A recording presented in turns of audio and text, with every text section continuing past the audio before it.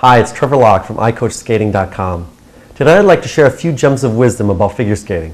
iCoachSkating.com was created to allow top coaches to share information with skaters, skating coaches, and skating parents. After all, top coaches have already solved pretty much all of the problems you're ever likely to experience in figure skating. In today's video, I'm going to be showing small clips of some of the videos posted at iCoachSkating.com. I've chosen these videos because they address common problems for skaters and coaches. My purpose in sharing this information is to give you a chance to learn from these top coaches and to encourage you to visit iCoachSkating.com and check out all of the great information there. Alright, let's get started. In the first couple of clips today, we're going to talk about the Lutz Jump. First, let's sit in with Olympic coach Audrey Wisiger.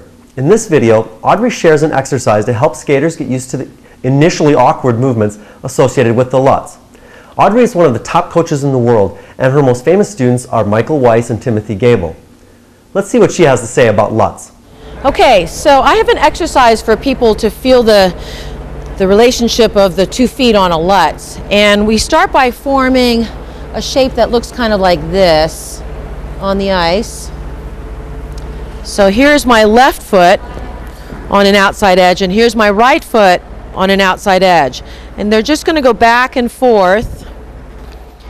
And it's important that the skaters feel that they stay on their outside edges and that pigeon-toed feeling.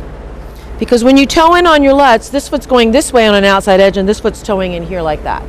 So to feel that relationship then in opposition a little bit, because that's kind of what happens as they take off on their Lutz, instead of doing mirror image like this, I have them go back and forth on their outside edges that way. And then you can have the toe pick in one spot and just feel the left foot back and forth, so you feel that relationship of reverse. I chose this video from Audrey largely because skaters at all levels continue to have problems with flutzing. That's when the skater switches to a back inside edge prior to the jump instead of staying on an outside edge. This problem is particularly common in low-level skaters, and it should be addressed as early as possible.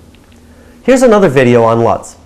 This video is from Nick Perna, who is most famous for his pioneering work with the pole harness. Nick is a national, international, and world coach, and his students have included Michael Weiss, Sasha Cohen, and Emily Hughes. The thing I explain to skaters how it has to be on an outside edge. And we're not talking about an outside edge like a big, circle like this. This isn't the way a Lutz takes off. A Lutz actually has a very active takeoff edge. It's actually what I call a cut or a power pull. If you don't have that power pull action on the takeoff for Lutz, you won't get a good takeoff. You'll have a very weak takeoff. And I have them holding onto the wall. I have them start with their feet turned out like this, toe to heel, slight turn out of the left foot. What I'm going to have them do is I'm going to have them lean towards the wall and do an outside edge with this foot. So it comes back like this. Okay? So they go from turning out to turning in. Turned out to turned in. Now in this position here, both my toes are turned in, both my knees are bent, I've got my right toe in the ice, I've got my left foot on an edge, on an outside edge. The motion of a real Lutz is that this foot's going to come off the ice with what we call the flick. And the flick is going to be the bottom toe pick of the left foot, scraping the ice sideways as the foot comes off. It looks like this. I'll do that a couple times. And what a lot of students will do at the wall is they'll tend to come around like this, and then they'll start changing this edge. And this is what constitutes the flutz, is this change of edge with this left foot. So they have to get this feeling of falling forward into this. To clearly see what Nick's talking about, let's look at a nice Lutz. This is Alex Johnson doing a great double Lutz. Alex is the 2007 U.S. Novice Silver Medalist and the 2009 U.S. Junior Bronze Medalist. Here's the jump in slow motion, and we'll stop at the critical moment. Most skaters, and even many coaches, are surprised by this inward turning of the feet on Lutz. You can imagine this feels awkward to most young skaters, which is why flutzing continues to be a problem in our sport. Okay, that's enough on Lutz. Let's talk about one of the most common errors on the loop jump. In this video, Paige Leip is analyzing a triple loop of her own skater, Roheen Ward. Paige is also a national and international coach. I'm sitting in on the analysis, asking questions. Here's the jump we're analyzing.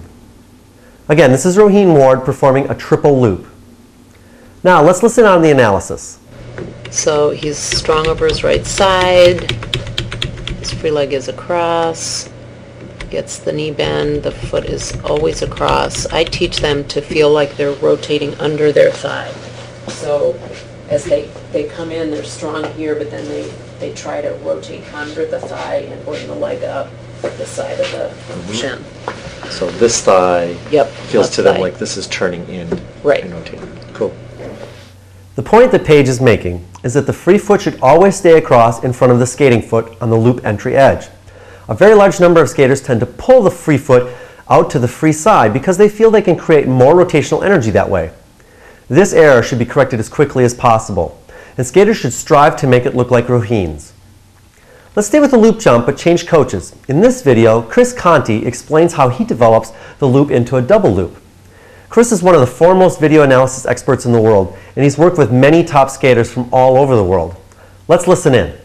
You can see very clearly how the alignment with the ball is helping the skater to engage her core and create the correct alignment for a double loop. I do many more of this type of drill action to create a jump over having the student just try the jump at first, because I haven't trained their body to hit particular positions yet, and if the skater is going up and mis-hitting positions, they're of course training bad habits, and we want to avoid that. So next step is to have them try the single loop, keeping the ball there, and obviously air doesn't weigh that much, so the ball is not extremely heavy, it's just a very large object that this skater is having to manipulate. So again, it's challenging her core, strength and balance on the single jumps, and of course I have my skaters do all of their single jumps with the physio ball. Notice in this video, Chris uses an exercise ball to develop alignment and keep the skater's body turned toward their skating side. One of the most common loop jump errors is releasing the shoulders and letting the body twist to the free side. Chris uses the ball to keep the skater turned to the right throughout the entrance and takeoff. I'm going to close this video with a short clip from world and Olympic coach Michelle Lee. Michelle's most famous skaters are Elvis Stoico, Takeshi Honda, and Jennifer Robinson. In this video, Michelle discusses head position and movement during jumps. A huge percentage of young skaters tend to turn their head in the direction of rotation prior to the jump, but virtually no top skater does this. All skaters should try to eliminate this habit as soon as possible. Here's what Michelle has to say about it. One of the key fundamentals about jumping is the head position on the takeoff of our jumps. We like to keep our head stable, to keep ourselves balanced, and to keep a sense of where our rotation side is. So we want to prepare for the jump, and our shoulders are in line with the curve that we're skating on the way in, and we want to use the rotation of shoulders to help create rotation in the jump. But at the same time, we want to keep our head still so we have a sense of where our rotation side is. So if we move our shoulders and our head, then we lose a sense of where we're going to rotate in the air, okay? And that causes us to lose balance on the takeoff. So we want our shoulders to move through on the takeoff and our head to stay following the right side until we're up into the air, and that is when the switch is made. I hope you enjoyed this short video. More importantly, I hope it was useful to you. This is just a tiny sample of some of the critical information that top coaches have to share at iCoachSkating.com.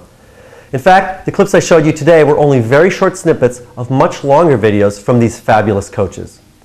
For more information, please visit iCoachSkating.com today. iCoachSkating.com is open to skaters, coaches, and skating parents, and our goal is to help every skater reach their potential by having the best possible information. Thanks for tuning in.